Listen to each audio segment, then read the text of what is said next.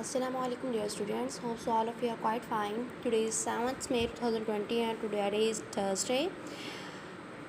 For today your science material for learning is the short Q number 5, 6, 7, 8 of chapter number 9 is included, and material for writing is the long question number 2 of chapter number 9. Chapter number 9 whose name is the forces and machine. It's basically about the physics branch. So let's start our today's lecture. Today's the short question number 5 statement is write two uses of the wheel and axle.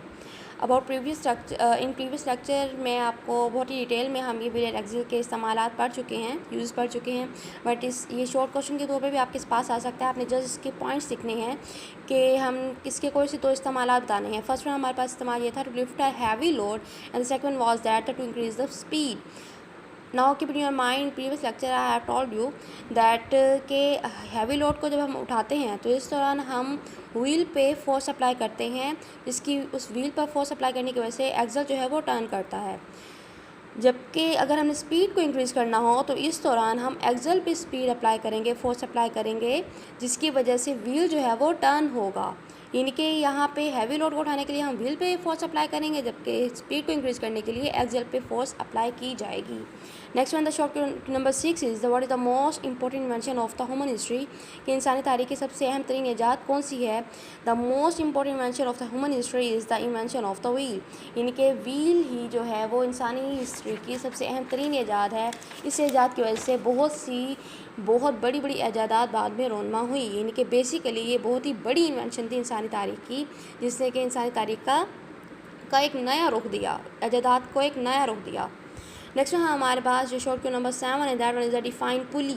कि pulley क्या है. हम पुली को अपनी रोज़मर्रा everyday life में बहुत जगह पे इस्तेमाल कर रहे होते हैं, बट बेसिकली इसकी डेफिनेशन क्या है. It's a definition is it's a wheel. A pulley is the wheel with a groove in its edge through which a cord is passed.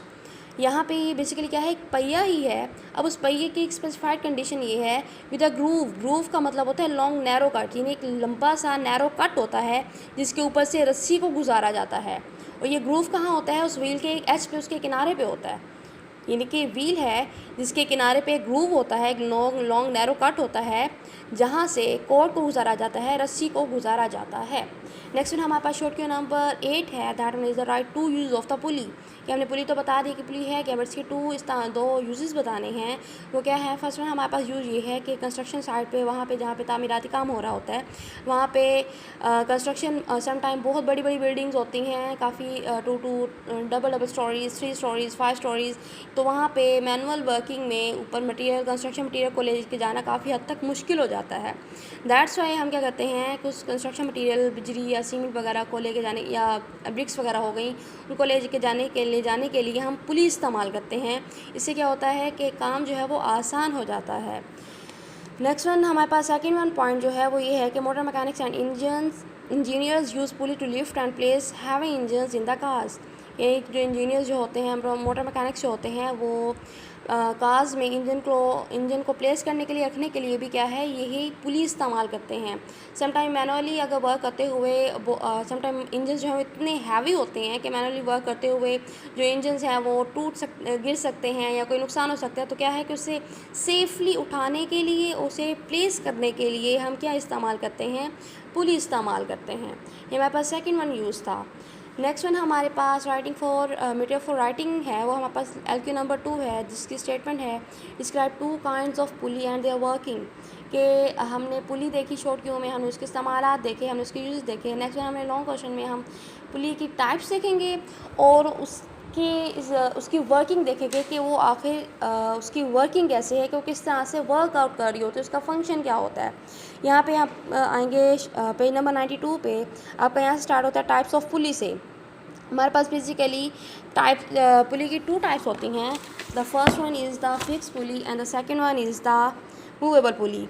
There are 2 kinds of pulley. The first one is the fix pulley and the second is the movable pulley. First pulley की तरफ move करें, fix पुली. अब यहाँ पे क्या है, the axle of this pulley is fix with from some spot. The load is tied on one end of the rod which is passing over the pulley. अब यहाँ पे क्या है कि इसी एक्सल को किसी भी सपोर्ट से क्या किया जाता है, टाई कर दिया जाता है, फिक्स कर दिया जाता है। जबकि इस पुली के एक रोप के एक एंड में जो है लोड को टाई किया जाता है, जिस लोड को उठाना होता है, जिस हैवी लोड को हम उठा रहे होते हैं। जबकि उसी रोप, उस रस्सी के, उस कोट के दूसरे सिरे से हम क्या करते हैं, फोर्स अप्लाई करते हैं ताकि हम उसको उठा सकें। नेक्स्ट वन हमारे पास ये है, a fix pulley is use to change the direction of applied force, कि हम जो फोर्स अप्लाई कर रहे होते हैं इससे क्या होता है, हम इसकी डायरेक्शन जो है वो चेंज कर सकते हैं। और यहाँ पे आप देख सकते हैं कि जो दोनों लोड की डायरेक्शन और फोर्स की डायरेक्शन जो है वो एक दूसरे के ऑपोजिट होती है। अब यहाँ पे देख लें कि जब हम यहाँ से फोर्स अप्लाई करेंगे, इसकी डायरेक्शन जो होगी वो डाउनवर्ड होगी। फोर्स अप्लाई करने से लोड जो है वो अप होगा, तो इसकी डायरेक्शन जो होगी वो अपवर्ड होगी। तो ये दोनों डायरेक्शन क्या आप यहाँ पे क्या होंगी, ऑपोजिट होंगी। जबकि इसके बिल्कुल ऑपोजिटली होता है मूवेबल पुली में, यहाँ पे लोड की डायरेक्शन और फोर्स की डायरेक्शन दोनों सेम साइड पे होती हैं, सेम ही सिम्प में होती हैं। नेक्स्ट वन हमारे पास है movable pulley, that one is this kind of pulley. इस काइंड की पुली में क्या होता है, हुक होता है टू टाई द लोड, कि इसकी यहाँ पे हुक इस्तेमाल किया जाता है लोड को टाई करने के लिए। जबकि यहाँ पे रोप के वन एंड में हमने लोड को टाई किया था। The movable pulley moves together with the load. In this kind, the rope is attached to some support while pulley moves. A movable pulley doesn't change the direction of a force. The applied force and the load move in the same direction. यहाँ पे क्या था, यहाँ पे to main differences हैं, वो ये हैं कि क्या है कि यहाँ पे जो लोड और फोर्स की डायरेक्शन जो थी वो सेम थी, जबकि यहाँ पे सेम नहीं थी। जबकि यहाँ पे लोड की डायरेक्शन और अप्लाइड फोर्स की डायरेक्शन जो है वो सेम है। और इस काइंड की पुली में हम जो है वो अप्लाइड फोर्स की डायरेक्शन को चेंज नहीं कर सकते। यहाँ पे तो हम उसकी डायरेक्शन को चेंज कर सकते हैं, लेकिन यहाँ पे क्या है, क्योंकि लोड भी उसी सिंक में मूव कर रहा है, उसी डायरेक्शन में मूव कर रहा होता है जिस सिंक में अप्लाइड फोर्स हम अप्लाई कर रहे होते हैं। So that's why we can't change the direction of applied force in this type of pulley. So hopes students के ये जो पुलिस का टॉपिक था आपको क्लियरफाई हो गया होगा। सो थैंक्स स्टूडेंट्स एंड अल्लाह हाफिज़।